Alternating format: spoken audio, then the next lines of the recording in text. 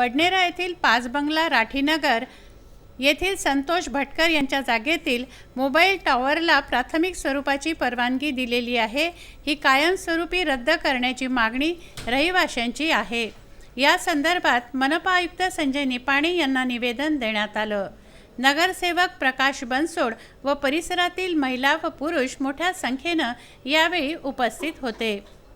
गेल्या 3 महिन्यांपासून रहिवाशांचा या टॉवरला विरोध आहे। या संदर्भात दिवाळीपूर्वी देखील मनपा आयुक्तांना निवेदन देण्यात आलं होतं व त्यावेळी मनपा आयुक्तांनी काम थांबवण्याचं आश्वासनही दिलं होतं, परंतु ठेकेदार, अधिकारी व घरमालक यांचं साटलोटं असल्याने हे काम सुरूच आहे। सद्यस्थितीत या जागेवर फार मोठा खड्डा खोदण्यात आला असून लोखंडी सळाखा उभ्या केल्या आहेत। या टावरच्या कामाला स्थानिक नागरिकांची मोठ्या प्रमाणात विरोध होता आणि विरोध असताना सुद्धा त्यांनी रितसर तक्रार केली। तक्रारीनंतर सुद्धा त्या टावर धारकांनी ते काम सुरू ठेवले आणि त्या अनुषंगाने आज सर्व स्थानिक राठीनगर येथील नागरिक माननीय आयुक्त महोदय यांना भेटले आणि भेटून त्यांनी रितसर अशी मागणी केली की प्राथमिक स्वरूपात जी दिलेली परवानगी होती ती रद्द व्हायला पाहिजे, अशा आशयाचं निवेदन देऊन या निवेदनामध्ये मी सुद्धा सोबत होतो आणि मी त्या प्रभागाचा नगरसेवक म्हणून मी सुद्धा माननीय आयुक्त यांच्याकडे मागणी केली आहे की आपण कायमस्वरूपी दिलेली स्थायी स्वरूपात दिलेली जी परवानगी आहे ती कायमस्वरूपी रद्द करावी।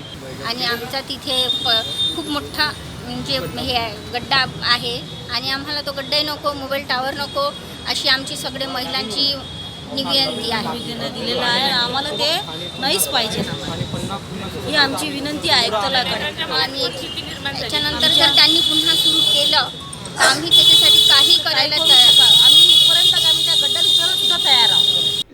हे टॉवर येथे झाल्याने आरोग्यावरही परिणाम होऊ शकतात असं रहिवाशांचं म्हणणं आहे।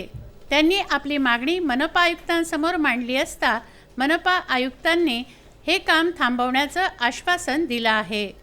तसंच संबंधित अधिकाऱ्यांना या बाबीची पूर्ण चौकशी करण्याचेही आदेश मनपा आयुक्तांनी दिले आहेत। विदर्भ न्यूजसाठी मोहम्मद शोएबुद्दीन यांचा हा वृत्तांत।